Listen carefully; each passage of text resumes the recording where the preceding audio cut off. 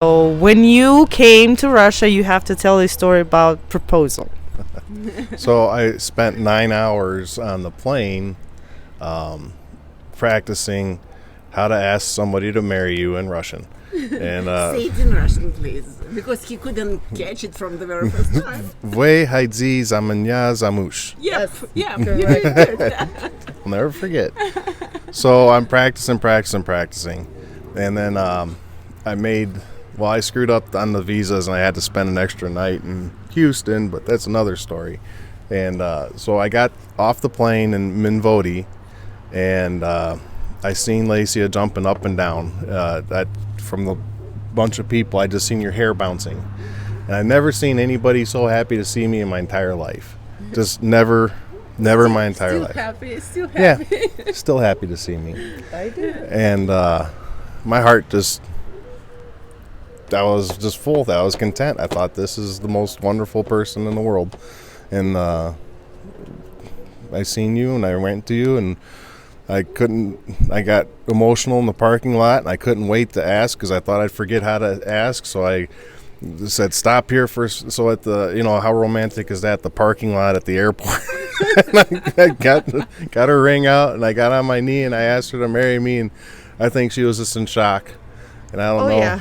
I don't know if when she said yes, you meant yes to marrying me or yes to call an ambulance, because I don't know what the hell this guy's saying or doing right now. Because I look at him and he's on his knee. He put his baggage on the ground and he's like looking for something. And I'm like, oh, okay. He's like, and he gave me something to hold. He's like, hold it. I'm like, okay. And I'm looking like, what is going on? And he's like, standing on the ground on his knee, and he's like, like, it's not in English, it's not in Russian. And I was like, what? And he's like, finally when he realized that I don't understand it, because I look and I'm shocked, and then he's like, will you marry me? Okay. And then I see that, because it was kind of dark, and I see the ring. I'm like, oh yeah. It was funny. We were fascinated. It is funny. And her whole story was she wouldn't marry anybody she couldn't smell first. She had to smell. Yeah. She has to be able to smell. I had to smell. Once she smelled me, then everything was, we got the go ahead. Yeah. But until she smelled me, I gave her a hug, and she must have smelled me then. After 15 hours of traveling, it was very important, because I knew that if I'm gonna live and marry this man, I have to spend, my days with him. I have to sleep with him. I have to share my bed with him, and it is important for me to feel sexual attraction to this person. Yeah. And he was perfect, just perfect. He smelled, even after these 9 hours on the plane, he was like, he smells so good. And I was like, oh, this is mine. And my first impression was like, oh my God, he's big. I mean, big, not fat, but like tall and like muscular. It was my just first impression. I was like, yeah. I'm as big as a house. Yes, you are. And I was not that, chubby at the time, because I was more skinny. You're beautiful. And I wanted to feel myself like I'm with a man, like I'm behind the man, like I'm, put my head on his chest and feel like I'm very, very little girl in his lap. Love it. Yes, we do. Now he does. Yeah. So now then, when we came back to hotel, and then next day I left him alone to sleep, and then after, like, next day I told him, I'm gonna come after you, I'm gonna meet you, you sleep, rest after the plane. Okay, second best part of the trip. First best, of course, is meeting my wife. Second best part of the trip, between the hotel and her apartment, there was 3 small bakeries hidden along the road. And every morning I'd walk to her apartment and I would go into the bakery, and I could not speak any Russian other than Pожалуйста and Спасибо. So I would just point, and I didn't know how much they cost, and the lady would put it in the thing, and then I just grab a handful of rubles and hand them to her enough, and she'd smile and she'd go to give me back. I'm like, no, you don't know. This is the most delicious pastries I've ever had in my life. So I'd show up at her apartment, and I'd have powdered sugar on my face, and I'd bring her a donut, and I'm like, look what I got for you. But I would stop at sometimes 2 or 3 of them in the morning. I'd stop at every one and sample them. It was oh my God, you had the best. Okay, sorry. So and they're not so sweet as here. I know. And it is healthy. It can be healthy, but it is healthy anyway. With tart, and they have tarts and some of the very sour tasty, berries. yeah. Oh my God, let's go. Now let's go. Let's go. Come on. Let's get on the plane and go back to Vladikovka's, and we're going to get some donuts and pastries. we need visa for him though. No. You will get passport for him because he is kind of Russian. You need to go to all this process also. Yes. Because then he can My daughter is going to do it. She applied already. He can have dual citizenship Yeah, too? he will have dual. Yeah. Wow. Oh wow, I didn't know about it. Yes, sweetie. I will teach you. Why Okay. didn't you ask? I know everything. Okay, so and what your first impression about people there in Russia? Like, were you scared to go? Because they are enemies. Yeah. You know, Cold War enemies. and I was more afraid of there's actually military actions going on in the Ukraine and Russia. and Crimea, and I did read about terrorists and foreigners being targeted as I worried about that, but I also received training and past jobs about how to blend in and not attract attention, and so I was confident I could be safe. I wasn't worried about anything bad happening to me. My first impression of when I got off the plane in Moscow was I've never been a foreigner before. And when I got off the plane and I looked, and everything's written in Russian, and and everybody's speaking a different language, and I thought, holy shit, what did I get myself into? I know I got to get my bags, and I know I have to catch another plane, but I have no idea where I go to check in, and I've never done a visa before, and and thank God people just would, I looked confused. It's not hard for me to look confused because I'm good at it, especially when we use the computer, but I looked confused, and people just immediately, American?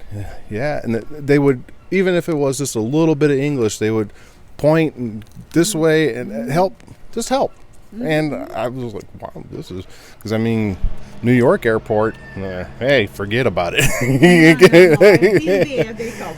But I didn't expect it. I didn't expect how friendly and kind everybody was to me, and I'm sure in the bigger cities you'll have more negative. But we're in your city, everybody was. I mean, like I said, we took the cab one day, and the guy didn't even charge us for a fare. He just wanted to talk the whole way across the city. Yeah, he left all his money. Like, no. You keep it. He said, I don't want them for American to get impressions that we are all for money. We're good people. We are good people. Thank you for conversation. Yes, you're right. It was just I loved the people in your city, and I'd move back with you. People are very good here, and it is just politics. It is just politics. We're not talking about politics on Galina's channel. No, I will talk about politics as far as basically what your mom said. When the politicians are on TV, it was the American debates between the presidential candidates, and I looked at the TV and I said, these aren't the best. There's 300 million Americans. These aren't the best two we got. Yeah. And Don't talk about that. It is okay. Okay because I agree with that, guys. There is nobody to choose from. Always, my gosh. It's the politicians, and I said, anyway, what she says, don't worry about it. We got the same monkeys here. and as politicians. And the bottom line, what I took from it all, and I think is what she meant, is that we're the same people. We're the same. We're countries full of good people, same people, different names, different language, same people. And we are looking the same to be happy. And we are looking the same stuff. And we're all stuck. We're all stuck with these politicians, whether they're Russian or American or Ukrainian. The politicians are politicians. They're their own breed, and they're nothing like the real people that live in the countries at all, I don't think. And so I hate the. And, I did grow up with the Cold War, and Russia's the enemy. And when I got there, I never felt anything. People were happy to meet me and excited to talk and hear about. Nice for you and help you, everything. There was no Cold War. I never felt that. I mean, and Russia's a huge country, so there might be people there that still feel like that or might treat me differently. But my experience. Everybody was just wonderful. Thank you, guys. Okay. Mm-hmm. So, because we want to be helpful a little bit on Galina's channel, right? And maybe you can give a couple advices to women or men, how to not fail, or maybe your tricks of looking on the websites. Anything? Oh, just don't give up hope. Just get ready. Because a lot of guys there who are on dating sites, but they are not ready yet. They think they are, but they are not ready to do. So you need to decide first, am I ready to do all these steps? Because they stop on the very first one. And that's probably the best advice. And somebody did say that in the beginning on a video I watched. And he said, he was a gentleman that hosted a dating, and I was going to go over on one of these tours where you meet, and I thought, why waste my time meeting a bunch of women and chit-chatting when I can just meet people online and find one person I want to actually spend time with. Everybody needs just one. Yeah, the initial meeting somebody you can do online. And then when you actually get to know them and you actually want to spend time with them, then spend your money and your time and your effort to go be with that one person, not just to hang out at a bar and date. But everybody's different. I think the most important thing you have to realize when you bring a fiance, bride from abroad is you have to be ready financially. You have to be ready to put amount of money to bring, because you have to pay for all fees, you have to pay for tickets for good lady. You cannot ask the lady, would you pay for your own tickets? It never was a conversation. Some of women, you have to understand that women leave everything behind in their country, in their own countries. In my particular situation, I left my mom behind, and she needed the help, and my husband, he promised me that we'll help financially and we'll find somebody who would take care of her.